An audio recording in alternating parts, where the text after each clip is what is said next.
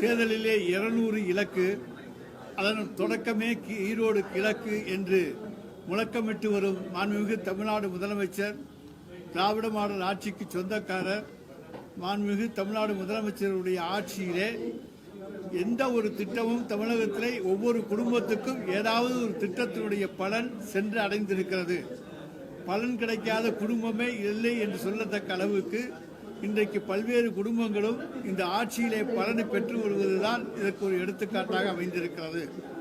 நான் 2 தினங்களுக்கு முன்னாலே பேசுகிற பொழுது கூட சொன்னேன், அண்ணா திராவிட முன்னேற்றக் கழகம் எடப்பாடி பழனிசாமியினுடைய கட்டுப்பாட்டில் இல்லை என்பதை. அதை அங்கே இருக்கின்றவர்கள் பேசிக்கொள்வதிலிருந்தே நீங்கள் தெரிந்து கொள்ளலாம்.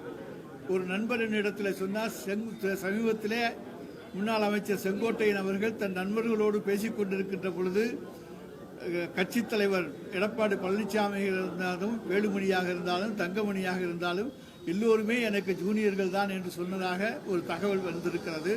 அதிலிருந்து அவர் எந்த அளவுக்கு ஆதங்கத்தோடு அங்கே இருக்கிறார் என்பதையும், அதே போல அங்கே இருக்கக்கூடிய சீனியர்கள் எந்த ஆதங்கத்தோடு இருக்கிறார்கள் என்பதையும் நீங்கள் உணர்ந்து கொள்ள வேண்டும்.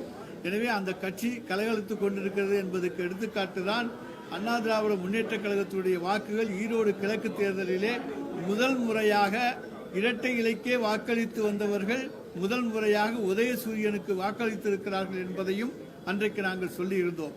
இவற்றுக்கெல்லாம் வலிமை சேர்க்கின்ற வண்ணம் இன்றைக்குமே நாங்கள் கருத்து கணிப்பில் அவ்வளவு நம்புவது கிடையாது என்று சொன்னாலும் கூட அதற்கும் ஒரு வலிமை உண்டு என்று எண்ணத்திலே அதையும் ஒரு காரணியாக பார்க்க வேண்டும். சமீபத்திலே இந்தியா டுடே பத்திரிகையும் சி ஓட்டர்ஸ் இணைந்து மூட் ஆஃப் த நேஷன் என்கின்ற ஒரு கருத்து கணிப்பை நடத்தியது. அந்த கருத்து கணிப்பிலே தமிழ்நாட்டிலே 39 தொகுதிகளிலும் இன்றைக்கு நாடாளுமன்ற தேர்தல் நடந்தால் திராவிட முன்னேற்றக் கழகத்தின் தலைமையிலான கூட்டணி தான் வெல்லும். கடந்த நாடாளுமன்ற தேர்தலிலே 47% ஓட்டுகளை வாங்கியிருக்கிற திராவிட முன்னேற்றக் கழக கூட்டணி 52% வாக்குகளை பெறும். அதை போல அண்ணா திராவிட முன்னேற்றக் கழகம் 23% பெற்றிருந்தது 20% குறையும் என்று ஒரு கருத்து கணிப்பும் மற்றவை எல்லாவற்றையும் சேர்த்து, அதாவது எல்லாம் ஒன்று சேர்ந்தாலும் சேராட்டியும் சேர்த்து கணக்கெடுத்து ஒரு என்டிஏ என்று போட்டு ஒரு 21% சொல்லியிருக்கிறார்கள். அதைத்தான் இங்கே நாங்கள் இன்றைக்கு சொல்ல அதையும் விரும்புகின்றோம். அந்த கருத்து கணிப்பையும் நீங்கள் பார்த்து கொள்ளலாம். என்டிஏ அலையன்ஸ் 21%, இந்தியா கூட்டணி 52%, ஏஐடிஎம்கே 20%. அதனால எல்லாரும் சேர்ந்து வந்தாலும் தனித்து வந்தாலும் இந்த திராவிட மாடல் ஆட்சியை நடத்தி கொண்டிருக்கிற மாண்புமிகு தமிழ்நாடு முதலமைச்சருடைய ஆட்சிக்கு இன்றைக்கு ப்ரோ இன்கம்பன்சி தான் இருக்கிறது, ஆதரவு அலை தான் இருக்கிறது. ஆன்டி இன்கம்பன்சி என்பது கிடையவே கிடையாது, எதிர்ப்பலை என்பது கொஞ்சம் கூட கிடையாது என்பதை நாங்கள் உறுதிபட தெரிவித்துக் கொள்கிறோம். தமிழ்நாட்டு மக்கள் மகிழ்ச்சியோடு தான் இருக்கிறார்கள். ஆனால் சிலர் அதை ஏதாவது ஒரு சம்பவங்களை சுட்டி காண்பித்து அதை மிகப்படுத்தி இந்த ஆட்சியிலே இந்த மாதிரி குறைகள் இருக்கிறது என்று சொல்லுகிறார்களே தவிர, இன்றைக்கு தமிழக மக்கள் அனைவரும் ஏதாவது ஒரு திட்டத்தினாலே தங்களுக்கு நன்மை கிடைத்திருக்கிறது, பலன் கிடைத்திருக்கிறது. இதற்கு முந்தைய ஆட்சிகளிலே எங்களுக்கு எந்த விதமான பலனும் கிடையாது, அத்தகைய எல்லா வாய்ப்புகளும் எங்களுக்கு கிடைத்திருக்கிறது என்கின்ற நம்பிக்கையோடு இந்த திராவிட மாடல் ஆட்சியை வரவேற்றுக் கொண்டிருக்கிறார்கள். மாணவியர்கள் வரவேற்றுக் கொண்டிருக்கிறார்கள். அதே போல விரைவிலேயே பட்டாக்கள் வழங்குகிற நிகழ்ச்சியும் நடக்க இருக்கின்றது. எனவே அந்த அளவுக்கு தமிழக மக்களுடைய நிலைமையை புரிந்து கொண்டு அவர்களுக்கு தேவையான அனைத்து வசதிகளையும் தருகின்ற ஒரு திராவிட மாடல் ஆட்சியைத்தான் மாண்புமிகு தமிழ்நாடு முதலமைச்சர் அவர்கள் நடத்தி கொண்டிருக்கிறார்கள். அங்கே அண்ணா திராவிட முன்னேற்றக் கழக கூட்டணி கலகலத்துக் கொண்டிருக்கிறது என்பது 23%லிருந்து 20% அவர்களுடைய வாக்கு வங்கி சரிந்திருப்பதை எடுத்து காட்டுகிறது. எல்லா புதிய கட்சிகள் இருக்கிற கட்சிகள் எல்லாத்தையும் சேர்த்து பார்த்தாலும் அங்கே என்டிஏ என்று 21% தான் வருகிறது. எனவே எங்களை பொறுத்த வரைக்கும் 52% என்பதை இன்னும் உயர்த்துவதற்கான முயற்சியை இந்த ஓராண்டிலே எங்களுடைய மாண்புமிகு தமிழ்நாடு முதலமைச்சர் அவர்களும் துணை முதலமைச்சர் அவர்களும் மேற்கொள்வார்கள். அதன் மூலமாக தமிழகத்திலே தொடர்ந்து திராவிட முன்னேற்றக் கழக கூட்டணியுடைய ஆட்சி தொடரும். மீண்டும் தமிழகத்தை ஆளுகிற பொறுப்பை தமிழக மக்கள் எங்களுடைய தலைவர் தளபதி அவர்களிடத்திலே தருவார்கள் என்பதை தெரிவித்துக் கொள்கிறேன். 2024 மக்களவைத் தேர்தலில் பாஜகவுடைய வாக்கு சதவீதம் 18% இருக்கு. ஆனா இப்போ ரிலீஸ் பண்ணக்கூடிய வாக்கு சதவீதம் பார்த்தீங்கன்னா 21 உயர்ந்திருக்கு, 3% உயர்ந்திருக்கு பாஜக. அதான் எல்லா கட்சியும் சேர்த்துன்னு சொல்றேன்ல, புதிய கட்சி எல்லா கட்சியும் சேர்த்து 21%, அவ்வளவுதான். அது ஒன்றும் வாக்கு உயர்வுன்னு நாங்கள் சொல்லணும். எங்களுக்கு 47 52 ஆயிருக்கு. அதை பாருங்க. அவங்களுக்கு வந்து எல்லாரும் இன்னைக்கு மற்றவரெல்லாம் சேர்த்துத்தான் அங்கே 21%.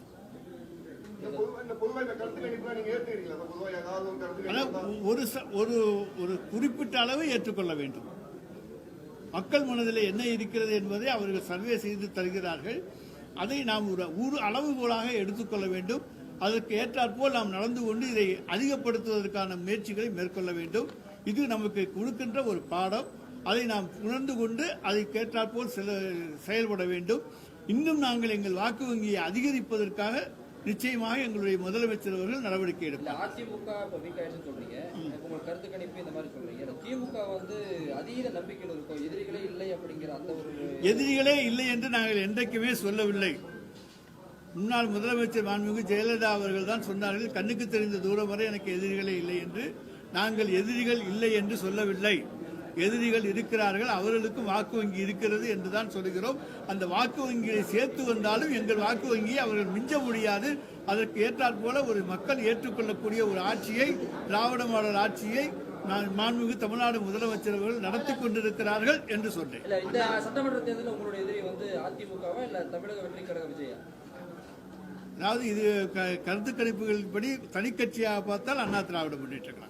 அண்ணா அறிவாலயத்தில் உள்ள ஒவ்வொரு செங்கலையும் எடுக்காமல் விட மாட்டேன்னு சொல்லி பாஜக மாநில தலைவர் அண்ணாமலை நேற்று பேசியிருக்காரு. அவருக்கு செங்கல் எடுக்கிறதுக்கு வேலை இல்லைன்னா வெங்காயம் போய் எடுத்து பார்க்கட்டும். அறிவாலயத்தினுடைய செங்கலை கை வைக்க கூட அவரால் முடியாது.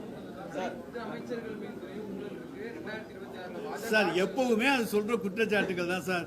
ஆட்சியில் இருக்கிற பொழுது அமைச்சர்கள் மீது குற்றச்சாட்டை சொல்வது இயற்கை. அது சொல்லுவார்கள். அதற்கு பிறகு என்ன நடவடிக்கை எடுத்தாலும் பார்த்துக் கொள்ளலாம். அதை பற்றி ஒன்றும் பிரச்சனை இல்லை. நாங்கள் எங்களை பொறுத்தவரைக்கும் எந்த தவறும் செய்யவில்லை. தவறுக்கு இடம் கொடுக்காமல் தான் எங்களுடைய முதலமைச்சர்கள் ஆட்சியை நடத்தி கொண்டிருக்கிறார்கள். எந்த விஷயம் தன்னுடைய கவனத்துக்கு வந்தாலும் உடனடியாக கூப்பிட்டு அழைத்து அவற்றையெல்லாம் திருத்தி சிறப்பான ஒரு ஆட்சியை தர வேண்டும், மக்கள் விரும்புகிற ஆட்சியை தர வேண்டும் என்கிற நோக்கத்தோடு தான் அவர் செயல்பட்டுக் கொண்டிருக்கிறார். செங்கோட்டையின் திமுக இணைய உள்ளதாகவும் அதற்கு மூத்த அமைச்சர் ஒருவர் இங்கே வேலை செய்து கொண்டிருக்கிறார் என்ற தகவல் இருக்கு சார். நாங்க அப்படியெல்லாம் சொல்லல. அங்க அவர் அதிருப்தியில் இருக்காருங்கிற வார்த்தைகளைத்தான் சொன்னோமே தவிர அவர் திமுகவில் வந்து இணைய போகிறார் என்றெல்லாம் நான் சொல்லவில்லை. அதை நீங்க தப்பா எடுத்துக்காதீங்க. அவருடைய வணக்குமுறையில சொல்லி இருக்கிறார், நான் சீனியர் என்பதை சொல்லி இருக்கிறார். அது உண்மைதானே? அது எதுவும் தப்பு இருக்கா? என்ன அதாவது யார் தவறு செய்தாலும் குற்றச்சாட்டப்படுவது வந்து அங்கே வந்து போதுமான ஆதாரங்கள் இருந்தால் அவர்கள் மீது நடவடிக்கை எடுக்க வேண்டும். அதுதான் சட்டம். அதை இன்றைக்கு யார் தைரியமாக வந்து சொன்னாலும் செய்யக்கூடிய ஆட்சி நடக்கின்ற காரணத்தால் தான் ஒவ்வொருவரும் வந்து புகார் கொடுக்கிறார். அது வந்து அதுக்கப்புறம் துறை ரீதியான நடவடிக்கை, சட்ட ரீதியான நடவடிக்கை எல்லாமே எடுப்பாங்க. இல்ல கருத்து கணிப்புகளுக்கு வந்து நீங்க இந்தியா டுடே பண்ணிக்கலாம் சொல்றீங்க. இதன் மூலமா நீங்க வந்து திமுக வந்து அதிக வாக்கு சதவீதம் பெறும் சொல்ற அடிப்படையில இப்பயே கூட்டணி கட்சிகளை வந்து நீங்க சொல்றீங்களோ நம்ம தான் வெற்றி பெற போறோம், அதனால அந்த சீட் பார்கெனிங்லாம் வந்து பாத்தீங்கன்னா உங்களுடைய கட்டுப்பாட்டில் இருக்கின்ற ஒரு தகவல் நீங்க சொல்றீங்களோ? அதெல்லாம் கிடையாது. நாங்கள் தோழமை கட்சியை எப்போதுமே மதிக்கக்கூடியவர் எங்களுடைய முதலமைச்சர். ஈரோடு கிழக்கு சட்டமன்ற உறுப்பினர் சந்திரகுமார் அவர்கள் பதவியேற்பு விழாவிலே அனைத்து தோழமை கட்சி தலைவர்களையும் அழைத்து பதவியேற்க செய்திருக்கிறார். தோழமைக்கு உரிய மரியாதையை தருகிற ஒரு முதலமைச்சர், ஒரு கட்சி தலைவர் எங்களுடைய தலைவர்.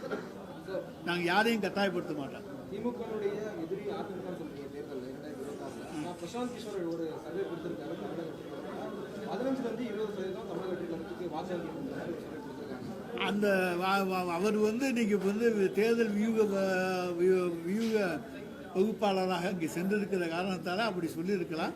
ஆனால் அந்த அளவுக்கான வாக்கு வங்கி அங்கே இருப்பதாக தெரியவில்லை. 2021 தேர்தலையும் பிரசாந்த் கிஷோர் திமுகவுக்கு தேர்தலில் ஒர்க் பண்ணாரு. ஆனா மக்கள் சக்தி எங்களிடத்தில் இருந்தது. நாங்கள் அதற்கு 5 ஆண்டுகளுக்கு முன்னரே களத்தை தயார் செய்தோம். தேர்தல் வாக்குறுதிகள் எல்லாம் வந்து பல நிறைவேற்றம் குற்றச்சாட்டு வந்து இப்போ முழு பட்ஜெட் வந்து வர இருக்கு. அதனால எதிர்பார்க்கலாமா?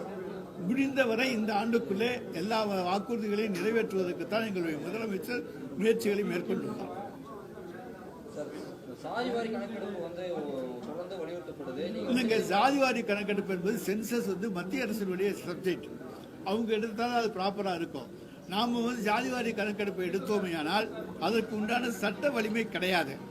அதனால பல பிரச்சனைகள் எடுக்குமே தவிர அதுக்கு சட்டபூர்வமான இது கிடையாது. எனவேதான் மத்திய ஒன்றிய அரசை ஜாதிவாரி கணக்கெடுப்பு எடுங்கள், சென்சஸை நடத்துங்கள் என்று நாங்கள் வலியுறுத்துகிறோம். ஜாதிவாரி கணக்கெடுப்புக்கு நாங்கள் எதிரிகள் அல்ல. நாங்கள் எடுப்பது சட்டப்படி பூர்வீகமாக செல்லாது.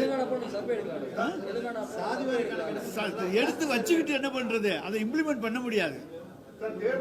யாரு கோர்ட்டுக்கு போனாங்கன்னா செல்லாது. பிரசாந்த் கிஷோர் ஏற்கனவே திமுக பணி செஞ்சிருக்காரு. இப்ப தாவேகாக்கு ஒருவேளை பணி செய்யும் பட்சத்துல எந்த மாதிரியான ஒரு மாற்றம் ஏற்படும் நினைக்கிறீங்க? ஒரு மாற்றமும் ஏற்படாது, ஏமாற்றம் ஏற்படும். சார் சாதிவாரி கணக்கெடுப்பு திமுக தலைவரே சொல்லியிருக்காருல்ல சார், அதை ஸ்டாலின் எடுக்க மாட்டான்னு சொல்லி நாங்கள் ஒன்றிய அரசு எடுத்தால் நாங்கள் தயார் என்று தான் சொல்லியிருக்கிறோமே தவிர நாங்கள் எடுக்க மாட்டோம் என்று சொல்லவில்லை. மாநில அரசுக்கு அந்த பவர் இருக்குன்றாரு. மாநில அரசு எடுத்தால் அதுக்கு சட்டப்பூர்வமான அங்கீகாரம் கிடையாது.